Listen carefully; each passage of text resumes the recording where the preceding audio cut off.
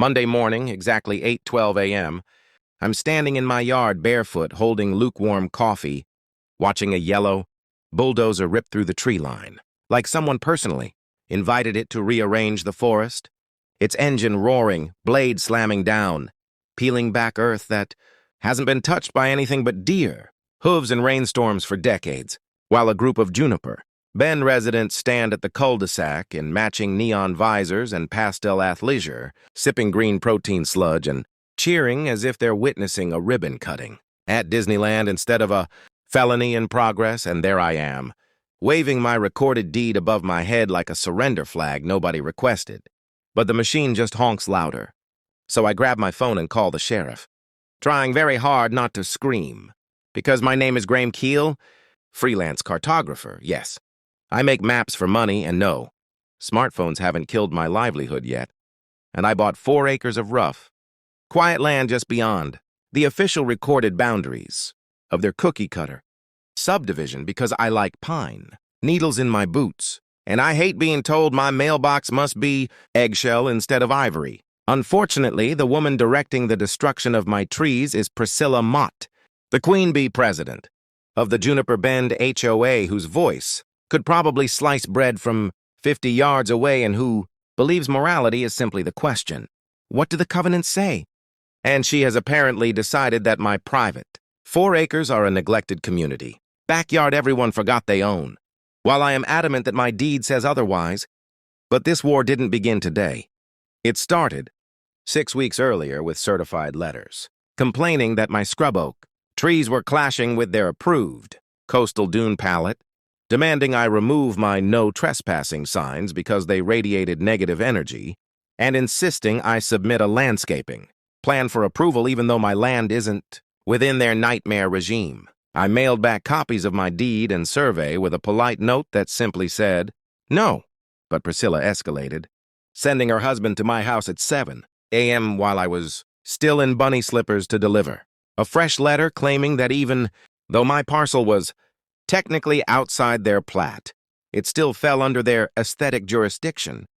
because residents could see it.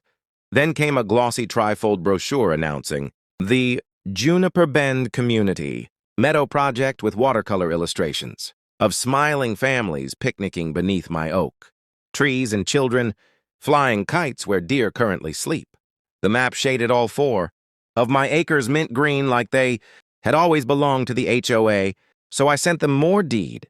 copies and another no, and that's when corner stakes began, disappearing like magic in the night. And I caught some polo-shirted relative of Priscilla hopping my fence with a measuring tape, babbling about site corridors for the Architectural Review Board, and by the time Priscilla posted on Nextdoor, claiming I'd illegally fenced their common area and was sabotaging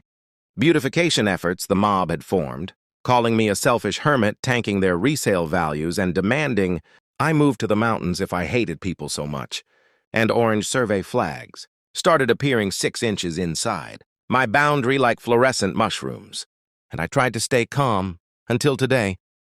when a squadron of heavy equipment stormed up my gravel road. Bulldozer, skid steer, flatbed stacked with sod rolls, and a pickup truck covered in magnetic HOA signs, led by Priscilla in a blinding yellow safety vest holding a megaphone and a ridiculous emergency common area reclamation letter decorated with a patriotic clip-art eagle, clearly stolen from a gas station mug, declaring my land a hazardous fire risk and in need of immediate restoration. And before I could even find shoes, the bulldozer shoved forward, gouging a trench through my buffer strip, dirt flying, fence posts splintering, and I sprinted out there in pajama pants and socks, holding up my phone with the county parcel map glowing, planting myself in front of the blade while the operator stared like I'd lost my mind, and Priscilla screeched that I was trespassing on her community asset and told him to keep going, calling me a squatter even as I yelled that I held the recorded deed, stamped survey, county GIS overlay, all proof this was felony. Property damage, so she called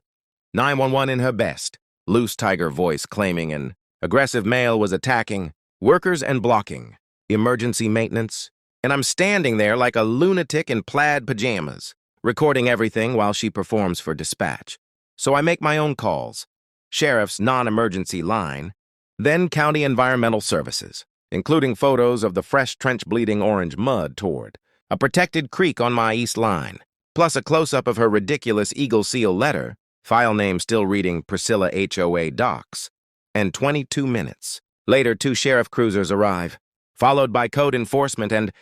like divine comedic timing, a state environmental inspector auto-dispatched, because the word watershed triggered alarms, and we all stroll to the property line while the bulldozer idles like a guilty puppy. I hand them my paperwork and show them trail cam footage of Priscilla sneaking around 2 nights. Ago at 11:47 p.m., ripping up my corner steak using barbecue tongs, and the deputies take their time reviewing everything while Priscilla chirps that it's a misunderstanding and that HOA, custodial authority, covers anything visible from their cul-de-sac, and the contractor, sweating now, admits he was hired directly by her, shown the brochure as proof, and told no permits were needed because HOA emergency work is automatically grandfathered, and the work order he produces is signed by Priscilla in purple ink with 0 ownership, verification, or permits, and the code officer writes all this down, wearing the look of a man who has absolutely seen this horror show before, while the lead deputy calmly asks Priscilla if she has any actual government document, court order, easement, permit, authorizing her to bulldoze private land, and she triumphantly produces the eagle-stamped letter and her laminated HOA badge swinging from her expensive yoga jacket like diplomatic credentials, then tries sliding the community meadow brochure across the cruiser hood like evidence, and the deputy's eyebrow hits the stratosphere, followed by a single hand gesture that kills every engine on site, plunging us into biblical silence while code enforcement tapes a bright yellow stop work order to the bulldozer blade,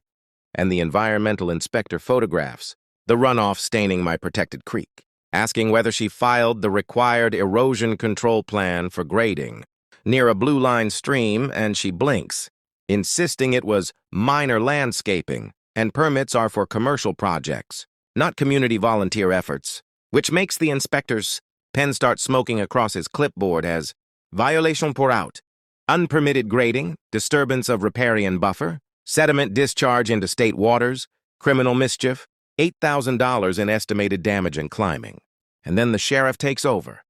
explaining gently, like to a toddler holding scissors, that forging emergency, reclamation documents, and tricking, contractors and 911, dispatches called filing a false instrument, while misidentifying the legal owner as a dangerous trespasser is a separate crime, plus the intimidation tactics used while flashing an HOA title add another layer called official misconduct, and Priscilla attempts the beautification defense, which the sergeant ends with 6 perfect words. Ma'am, you bulldozed the wrong land, right before her knees buckle and the cuffs come out, and Priscilla Mott, tyrant of paint color violations, punisher of unapproved flamingo placement,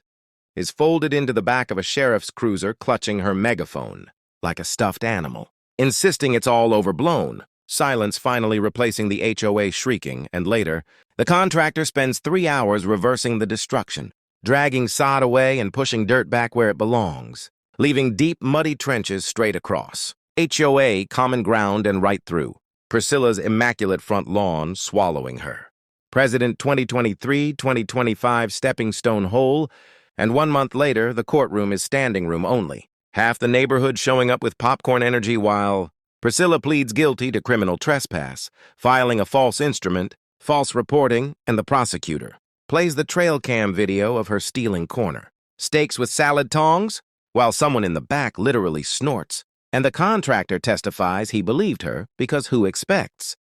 the HOA president to lie about property lines, and the judge carved from solid granite and disappointment asks Priscilla if she understands HOA covenants do not override the U.S. Constitution, Clean Water Act, or basic criminal law, and Priscilla gives a tiny yes, ma'am, unable to answer why she thought destroying someone else's trees because they offended her sightlines was acceptable, and the judge sentences restitution for surveying, legal fees, and tree replacement. A statewide 2-year ban from holding HOA positions, plus community service restoring riparian buffers wearing an orange DEP vest. a mandatory property law course, and a full-page newspaper apology titled, "I do not own my neighbor's land," while the HOA gets slapped with a $75,000 environmental fine and a 3-year restoration plan funded. Dues now raised 40%. And when the gavel cracks, Priscilla stands frozen, laminated badge crooked on her blazer like a medal from a war she absolutely, unequivocally, spectacularly lost and for the first time anyone can remember. Priscilla Mott has absolutely nothing to say.